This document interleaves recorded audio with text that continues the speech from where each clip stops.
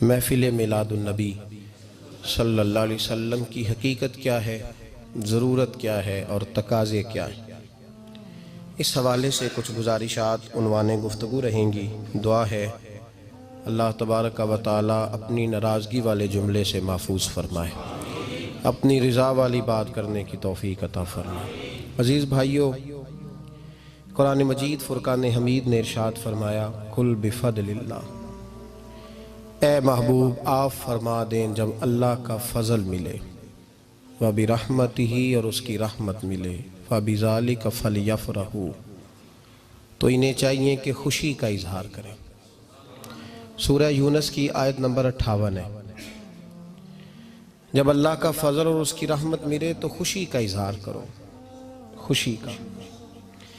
اسلام مسرتوں کا دین ہے، خوشیوں کا دین ہے۔ نبی پاک سید عالم صلی اللہ تعالیٰ علیہ وسلم کی مسکراہٹ کے اندر وہ حسن تھا کہ کائنات ساری حضور کی مسکراہٹ کی وجہ سے ہی مسکرا رہی ہے۔ حضرت جریر ابن عبداللہ رضی اللہ تعالیٰ عنہ حضور کے صحابی ہیں، وہ فرماتے ہیں کہ جب حضور مدینہ طیبہ تشریف لائے تو میں ملاقات کے لیے حاضر ہوا۔ پہلے دن میں حضور سے ملا تو نبی پاک مسکرا رہے تھے۔ پھر 10 سال میں حضور کو دیکھتا رہا، اور حضور کے وصال سے چند دن پہلے میری جو آخری ملاقات ہوئی تو اس میں بھی میں نے اپنے نبی کو مسکراتے ہی دیکھا ہے۔ اور فاضل بریلوی رحمۃ اللہ تعالیٰ علیہ نے تو اس تخیل کا اور رنگ میں لیا ہے۔ وہ کہتے ہیں حضور کے مسکرانے سے ہی دنیا مسکراتی ہے۔ فرماتے ہیں جس کی تسکی سے روتے ہوئے ہنس پڑے۔ جب حضور ہلکا سا مسکراتے تھے تو رونے والوں کے دل بھی ٹھنڈے ہو جایا کرتے، غم زدہ لوگ مسکراتے تھے۔ حضور کی خوشیاں تقسیم کرتی تھی۔ نبی پاک صلی اللہ علیہ وسلم کا مسکرانا امت کے دلوں کو ٹھنڈا کرتا تھا۔ فرمایا جس کی تسکی سے روتے ہوئے ہنس پڑیں اس تبسم کی عادت پہ لاکھوں سلام۔ اور فرمایا یہ نہیں تھا کہ حضور بڑے تکلف سے مسکراتے تھے، حضور کی تو عادت تھی اس تبسم کی عادت پہ لاکھوں سلام، مسکراتے رہنا، خوشی کا اظہار۔ اسلام بہت ساری چیزوں کا انسان کو پابند کرتا ہے، حدود و قیود میں رہنے کا حکم دیتا ہے۔ صحابہ کرام علیہم رضوان کے ہاں شادی کے موقع پر بارات لے کر کے جانے کا کوئی رواج نہیں تھا۔ حضرت عبد الرحمن ابن عوف رضی اللہ تعالیٰ عنہ جیسے مالدار لوگ بھی شادی کرتے ہیں تو نبی پاک کے بغیر بھی بارات چلی جاتی ہے۔ کوئی کانسیپٹ نہیں اس طرح کا کہ ڈھیروں بارات لے کے جائی جائے۔ حضرت عبد الرحمن ابن عوف کہتے ہیں میں حضور کی بارگاہ میں آیا تو سفید کپڑے پر پیلا زرد نشان تھا۔ حضور نے فرمایا کیا ہوا، یہ داغ کاہے کا؟ عرض کی حضور کل میں نے نکاح کیا تھا۔ تو محبوب نے جو ارشاد فرمایا اس میں فرمایا بڑی اچھی بات ہے، ولیمہ ضرور کرنا، چاہے ایک بکری ہی ذبح کرنا۔ بارات نہیں لے کے جائی جاتی تھی، ولیمے کا حکم دیا۔ اور بخاری میں نبی پاک نے یہ بھی فرمایا جب تمہیں کوئی ولیمے کی دعوت دے تو جایا کرو۔ اچھا، اب شادی کے موقع پر جو بارات لے کے جائی جاتی ہے تو اگرچہ حضور کی سنت نہیں لیکن اسے ہم حرام نہیں کہتے، اسے ہم ناجائز نہیں کہتے، ہم نہیں کہتے کہ یہ تو نے غلط کیا۔ اگرچہ لے جانا حضور سے ثابت اس مروجہ انداز میں ثابت نہیں، اس طرح ہمارے ہاں جاتے ہیں، لیکن ہم پھر بھی اسے ناجائز۔ کسی صحابی نے اپنے بچے کی شادی پر اپنے گھر میں لائٹنگ نہیں کرائی، لیکن آپ کو دنیا کا کوئی عالم یہ فتویٰ نہیں دے سکتا کہ لائٹنگ کرانا حرام ہے۔ آپ شادی کے موقع پہ ساری گلی سجا لو، آپ ساری چھتوں پہ لائٹنگ کرا لو، کوئی آدمی یہ آپ کو فتویٰ نہیں دے سکتا کہ شادی کے موقع پر لائٹنگ کرانا جائز نہیں۔ کبھی سنا ہے آپ نے کسی سے؟ بولیے یہ جائز ہے، جائز پیسے ہیں تو ٹھیک، بلکہ میں اس سے آگے بڑھتا ہوں، اس سے تھوڑا اور آگے جاتا ہوں۔ حضرت عائشہ صدیقہ رضی اللہ تعالیٰ عنہ فرماتی ہیں میرا جو کمرہ تھا نا جس میں میں حضور کے ساتھ رہتی تھی اور ایک لمبا زندگی کا عرصہ گزارا، اس میں 3 آدمی سو سکتے تھے، چوتھے کے لیے جگہ ہی نہیں تھی، اور کچا تھا۔ کھجور کے تنے کھڑے کر کے اس پر کھجور کے پتوں کی چھت ڈالی گئی تھی۔ میں جب ہاتھ اٹھاتی تھی تو میرا ہاتھ اپنی چھت کو چھو جاتا تھا۔ یہ ہے سنت نبی پاک کی، یہ حضور کا طریقہ ہے۔ بتائیے پکے گھر میں، لینٹر والے گھر میں رہنا جائز کہ ناجائز؟ کیوں جی؟ حضور تو کچے مکان میں رہتے تھے، آپ نے کیسے پکا بنا لیا؟ اللہ کی محبوب علی دین کو اس کی اصل بات میں سمجھیں. آپ ایسا نہ کریں جس میں انتشار اور امت تقسیم ہو. اس کا اصل مزاج دیکھیں. مہندی کے موقع پہ اگر کوئی آدمی 6 دیگیں دال چاول کی پکاتا ہے تو منع نہیں، جائز پیسوں سے پکائے. انہیں لائٹنگ لگوائی، کوئی منع نہیں. سارے محلے کو کھانا کھلایا، کوئی منع نہیں. بلکہ نبی پاک نے فرمایا بہترین مسلمان ہی وہ ہے جو سلام پہلے لے اور روٹی زیادہ کھلائے، تو بہترین مسلمان ہے. ناجائز کیا ہے؟ ناجائز ہے شادی کے موقع پر بینڈ باجا بجانا، اس میں رقص کرنا، اس میں بھنگڑے ڈالنا، عورتوں مردوں کا اختلاط ہونا، عورتوں کی مووی بنانا، یہ چیزیں ناجائز ہیں. تو جو ناجائز ہے اس پہ پابندی لگائی جائے گی. جو جائز ہے اس کے بارے میں یہ کہا جائے گا کہ بھائی احتیاط کی جائے، سنت کی طرف دیکھا جائے تو بہتر یہی ہے. لیکن اگر کوئی کسی آدمی کے پاس جائز پیسے ہوں، وہ 100 کنال کے گھر میں رہے، اگرچہ سنت یہ نہیں، پر یہ تو کوئی فتویٰ نہیں نہ دے سکتا کہ حرام ہے تیرا 100 کنال کے گھر میں رہنا، کہ ہے فتویٰ کہیں آپ نے سنا. تو ہمارے ہاں تکلیف کا معاملہ یہ ہے. دیکھیں میرے بھائی، کسی بھی صحابی نے، بڑے درد کے ساتھ بات کر رہا ہوں اور یہ میرا درد ہے، میں درد سے اپنے دل کو، اپنے ایمان کو حاضر ناظر کہہ کے بات کر رہا ہوں. امت بٹ جاتی ہے ہر موقع پہ یار، ہر جگہ ہی تقسیم ہو رہی ہے امت مسلمہ. ہر روز کچھ نہ کچھ فتوے ایسے مل جاتے ہیں جس میں دراڑیں پڑتی ہیں. کسی صحابی نے کسی مسجد کے اندر اشتہار چھپوا کے اعلان کرا کے درس قرآن کرایا ہے کبھی؟ سیرت النبی کا جلسہ، ختم بخاری، مدرسے کا دستار فضیلت کا جلسہ، آپ نے اشتہار پڑھے ہیں نا یہ سارے مکاتب فکر کے؟ ہوتے ہیں کہ نہیں ہوتے؟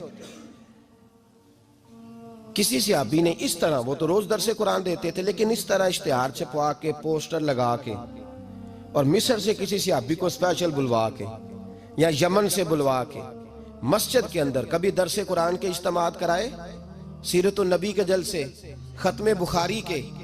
او بھائی یہ ساری چیزیں حضور کے صحابہ کی سنت سے مروجہ انداز میں ثابت نہیں. مجھے بتا میرے بھائی، میں درد کے ساتھ تجھ سے سوال کرتا ہوں کہ سیرت النبی کے جلسے میں تو پشاور سے مولانا بلائے، پنڈی سے بلائے، تو گجرات اور کراچی سے لوگوں کو بلا کر کے اگر سیرت کا جلسہ کرائے، اور تو اس میں ایک آدمی کو کراچی سے بلوایا جا رہا ہے تو تو نے اس کو 20,000 کی ٹکٹ بھی دی، اور اشتہار پہ بھی جلسے پہ خرچ ہوا، پھر لنگر بھی پکا، کھانا بھی تو نے کھلایا، نہ تجھے کوئی بیوہ یاد آئی، نہ تجھے کوئی مسکین یاد آیا، نہ تجھے کوئی غریب یاد آیا.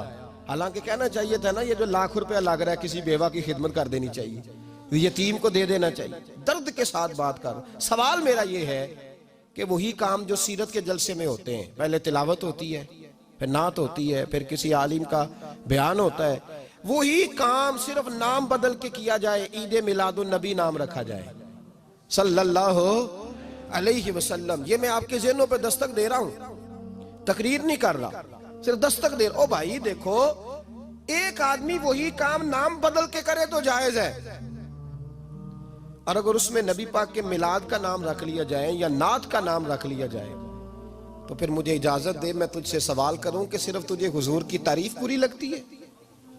پھر مجھے اجازت دے کہ میں تجھ سے پوچھوں کہ صرف تجھے نعت اچھی نہیں لگتی؟ پھر مجھے اجازت دے کہ میں تجھ سے پوچھوں کہ تجھے صرف رسول اللہ کے قصیدے اچھے نہیں لگتے؟ دے مجھے اجازت کہ میں تجھ سے سوال کروں کہ جہاں ذکر رسول کی بات آئے وہاں تو پریشان کیوں ہوتا ہے؟ تجھے پتہ ہی نہیں یہ تو وہ ذکر ہے کہ رب فرماتا ہے تم بیان کرو نہ کرو وَرَفَعْنَا لَكَ ذِكْرَكَ، محبوب میں نے خود تیرے چرچے ساری دنیا میں بلند فرما دیے. اور نبی پاک نے پوچھا حضرت جبریل سے کہ چل جبریل تو بتا میری امت کو پتہ چلے رب نے میرا ذکر کیسے بلند کیا ہے. تو جناب جبریل کہنے لگے محبوبہ رب فرماتا ہے میرے نبی سے کہہ دے جہاں جہاں تیرے رب کا ذکر ہوگا وہاں وہاں تیرا بھی ذکر ہوتا رہے گا. یہ تو محتاج ہی نہیں کسی کا. اتنی جلدی لوگ بپھرتے ہیں. اللہ فرماتا ہے قل بفضل اللہ وبرحمتہ فبذلک فلیفرحوا.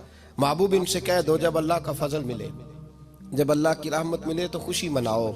تیرا نہیں مجھے پتا، مجھے تیرا نہیں پتا، لیکن مجھ سے اگر تو پوچھے تو کائنات میں رب کا سب سے بڑا فضل بھی محمد مصطفیٰ ہی ہے، اور سب سے بڑی رحمت بھی محمد مصطفیٰ ہی ہے. وہ دو عالم کی رحمت تھے، وہ جہاں چاہتے وہیں رہتے، یہ تو ان کی مہربانی ہے کہ یہ عالم پسند آیا۔ رب کریم نے تجھے آنکھ دی، دنیا دیکھی تو نے، رب کریم نے تجھے قوت دی، تو نے دنیا گھومی، اور پھر رب نے تجھے بیٹے دیے تو میٹھا میوہ، اور بیٹیاں دی تو تیرے لیے باعث کرم، تیری چھاتی پہ بچے چڑھے تو نے کہا سب سے بڑی نعمت یہی ہے کہ مالک کہتا ہے تو میرا بندہ تھا، میں نے دینا ہی تھا، اس نے دیا، احسان نہیں جتلایا، لیکن جب اپنا نبی دیا تو کہا میں نے بڑا احسان کیا تم پہ۔ لَقَدْ مَنَّ اللَّهُ عَلَى الْمُؤْمِنِينَ إِذْ بَعَثَ فِيهِمْ رَسُولًا، میں نے تم پر احسان کیا ہے۔ کون دیتا ہے کسی کو محبوب اپنا؟ نہ جانے رب نے یہ کیسے گوارا کیا۔ لَقَدْ مَنَّ اللَّهُ عَلَى الْمُؤْمِنِينَ إِذْ بَعَثَ فِيهِمْ رَسُولًا، اتنا بڑا فضل، اتنا بڑا فضل، فضل بھی حضور۔